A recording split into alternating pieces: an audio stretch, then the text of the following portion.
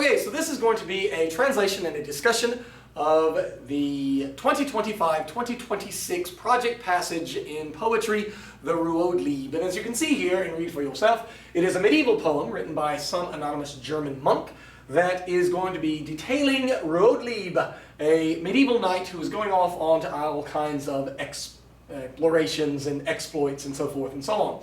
As it says here, it exhibits a higher degree of realism than standard court romances of the period, and particularly it focuses on Ruodlieb as a not all-powerful character, but it is his sense of duty, self-control, humility, and ability to keep the peace in these believable situations. In his travels, Ruodlieb interacts frequently with two unnamed kings, and this is one of those kings with whom he is going to react. So let's go ahead and get started.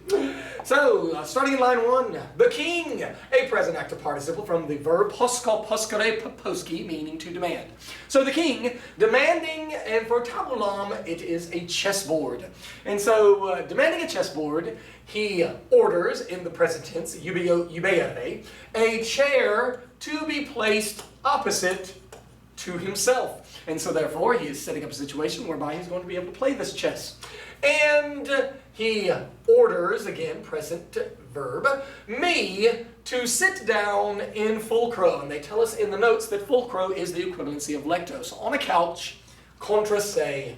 And so instead of saying against him or, on the contrary to him, we're going to simply say facing him. And so he is inviting Ruodlieb to play this game of chess. And here we have the ut clause that has the subjunctive. Remember that this is third conjugation, ludo, ludere, meaning to play. And so we fear a giant liar. Those are the, of course, vowels that are what I call the junk in the middle, indicating the subjunctive. And here we have a purpose clause. What is the reason why he's setting all of this up and why he's ordering me to sit down on a couch in front of him? So that I may play implied chess, secum, with him. Now, quod, we all know, means because, but it can also mean very often a thing which or the fact that. I like a thing which here because the quod represents this whole activity. If we were to reduce that whole ut phrase to an activity, the act of playing chess, it is then telling you what that quod is. A thing which I renuebam. Now, of course, this is in your vocabulary, renuo, right? And so, a thing which I opposed, was opposing, nimium. Nimium and nimis both mean very much. And so he doesn't want to play the king, as one can imagine. It's a power imbalance. And so it's for him probably going to be a lose-lose proposition. If he loses the game, he loses. If he wins the game, he still loses. And so, saying, quote, it is a terrible thing. Now, what we are doing here in this phrase is that we are adding an est. And as I always say, whenever we have this impersonal expression, kind of like the impersonal expression of necesse est. And so we say it is necessary. Now, I always put quotations around the it because it is not really the subject. The subject is going to be an action as expressed either by an infinitive phrase or by a subjunctive phrase, presumably an ut substantive noun clause. And sometimes, most of the time actually, the ut is not even there. And that is exactly what we have here. The whole phrase, as governed by the infinitive, is subject. And what is the terrible thing? And we say thing because it is not terribilis, with an is masculine or feminine, it is terribile. Kind of like it is not necessis, but necesse. If we were to say something along the lines of food is necessary, and kibus, of course, being masculine, it would not be necesse, but it would be necessis. But when you have the infinitive, it as a noun is going to be neuter. And so therefore, it is a terrible thing. And what is the it?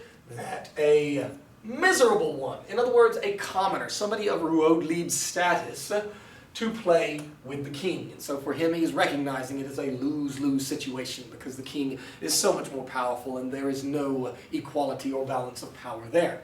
And while he, presumably the king, saw, and what we have now is that weedit is our verb of mental action that is going to be introducing an indirect statement.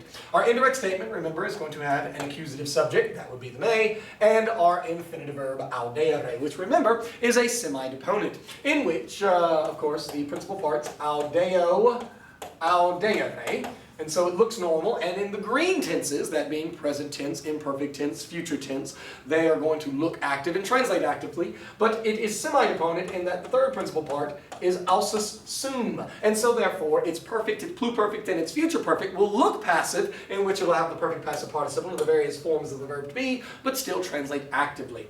And in drawing our timeline, remember that the weedit that we have right there is here, and audere, the present infinitive, needs to occur at the same time. So even though it's present, I'm going to translate it did dare, or did not dare. And while he saw that I did not dare to resist, reniti, which of course, we look in the vocabulary, is the verb that is deponent, renitor, reniti, and here it looks passive, it translates actively, as a deponent does, and it takes a dative, that I did not dare to resist him.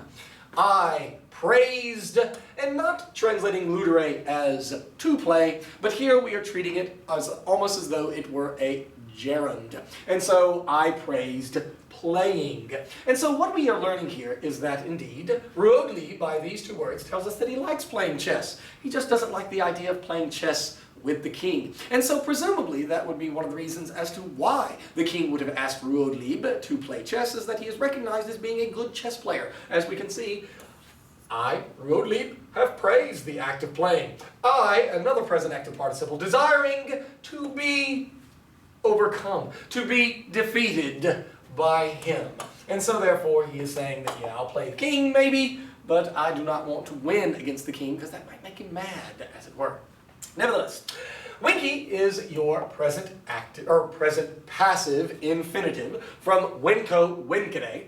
And instead of translating it literally to be defeated, I want to translate it to suffer defeat. And so, saying, and this is again Ruodlieb talking, to suffer defeat from the king, quid. That quid is renaming that action. Again, governed by an infinitive. An infinitive, remember, is a verbal noun. And so, the act of suffering defeat from the king, that thing, what harms miserable me? And again, miserable isn't the traditional sense of miserable, but more like of a lower class than the king, a commoner me, as it were. And so he's asking to lose. No big deal. I want to lose to the king, obviously. Sed timeo domine. Now, when he has domine here in the vocative case, we know that now he is directly talking to the king, whereas previously it could be that he was talking to himself or even talking to the reader, as it were. But here, now talking directly to the king. But I fear, O master, the fact that, or because, soon you will become angry. In plus accusative can mean into or onto, but remember as well it can mean against, that you will become angry against me. And of course this is the verb iraskor, another deponent verb, iraskor, iraski, third conjugation with that long e, then making it future. Soon you will become angry against me. Si fortuna juvet. Now, what we have is obviously a conditional sentence. Remember that the si clause is known as the protasis, and that the then clause is known as the apodosis. And so, what we do to figure out which condition, because remember there are three real conditions, the present real, the past real, the future real, also known as future more vivid, and then you have the conditionals that have the subjunctive in them, which are going to be the present contrary to fact or imaginary, the past contrary to fact or imaginary, and the future contrary to fact imaginary, also known as future less vivid. And that's what we have here, because we have a subjunctive, juvet, from the verb juo juare, and we have a subjunctive constet, which was from consto constare, and remember that for a future less vivid, the protasis is going to use the helping verb should, and the apodosis, the then clause, is going to help the helping verb would. And so, I fear, because soon you will become angry against me, if fortune should help, because victory, which is the personification of victory, a personified female figure, that is victory in and of itself, Victoria, capitalized, to show that personification, because victory would stand with me. Consto requires a dative object. And so here, he is showing a little bit of fear that he might win, and presumably might win via luck, which is bad news all the way around. And so that is why he is hesitant of indeed playing the king, even though he has said earlier that he likes playing and he's probably good at it, which is maybe why the king would ask him to begin with.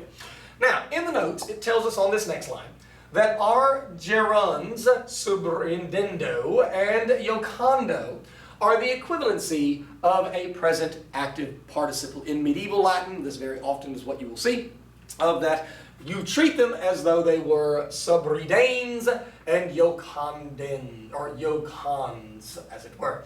And so, the king, laughing, just like also joking, he said. And so again, act as though these are nominative present active participles ending with ns, even though obviously their forms are such that they are gerunds. In medieval Latin, you sometimes see that substitution.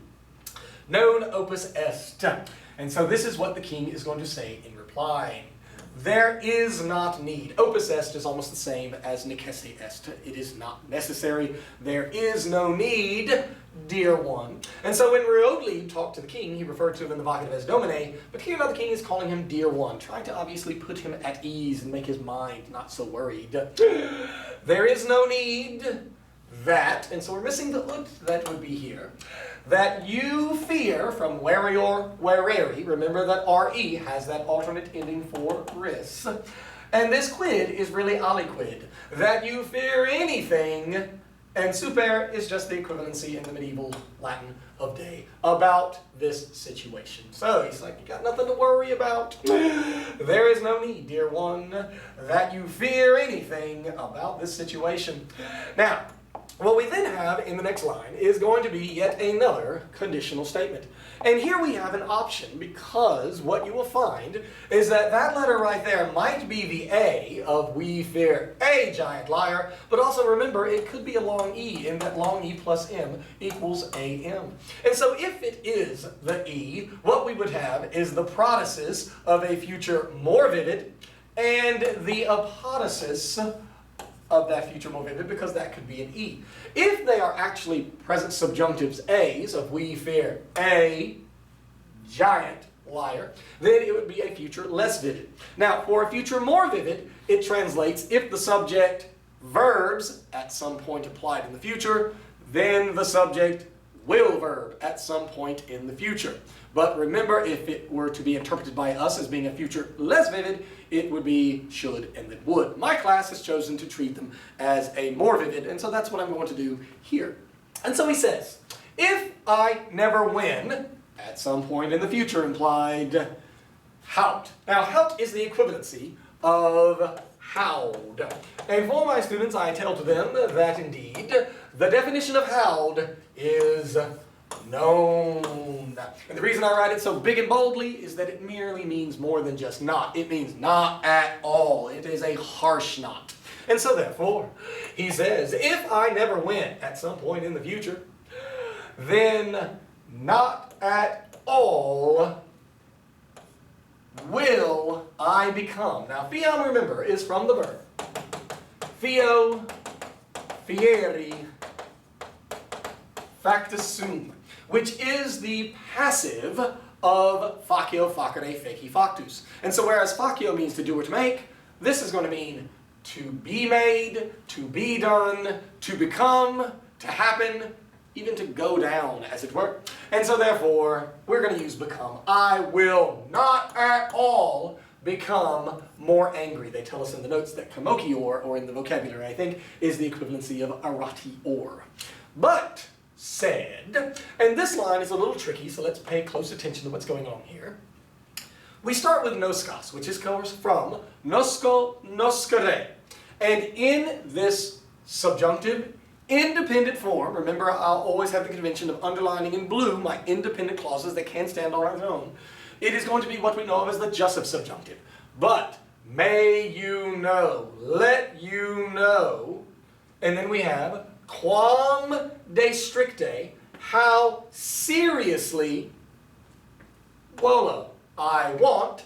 And here what we then have is that the object of volo is an action. And remember again, when an action is reduced to a status of a noun, it is either going to be expressed as an infinitive or as we see here, a subjunctive from ludo, ludere, with an ut implied.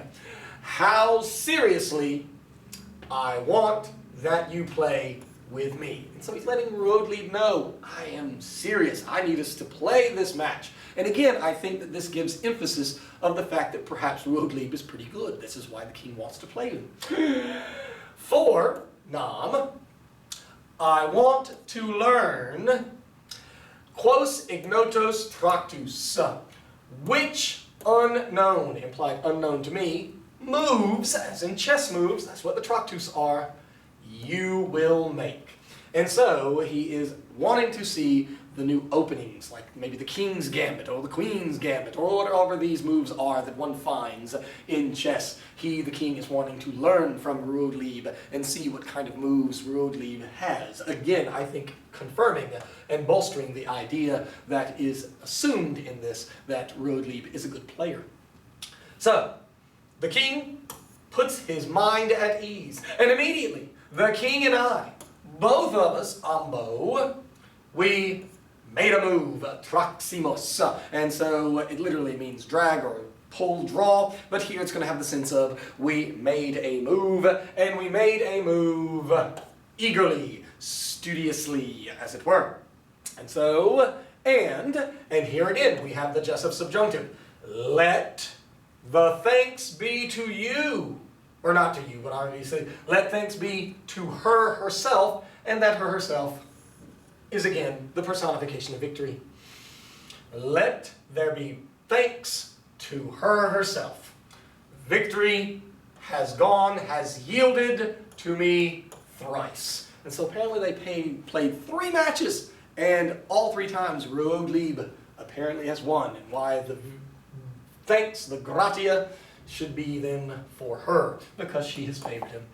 And so, multis principibus, with many noblemen, and that's of course what it is implying, and eus, meaning referring to the king, many of his noblemen marveling at this very much. The id represents the actual beating the king 3 times at chess, the actual matches themselves. And so all the better for Ruodlieb is that not only does he beat the king, but he beats the king and other people see him do it. And that's what we have here in the very last line, with many noblemen of his, meaning the king's, marveling from that deponent verb, miror, mirare, and marveling at this, at it, the act of playing the king and defeating the king, and marveling nimis very much.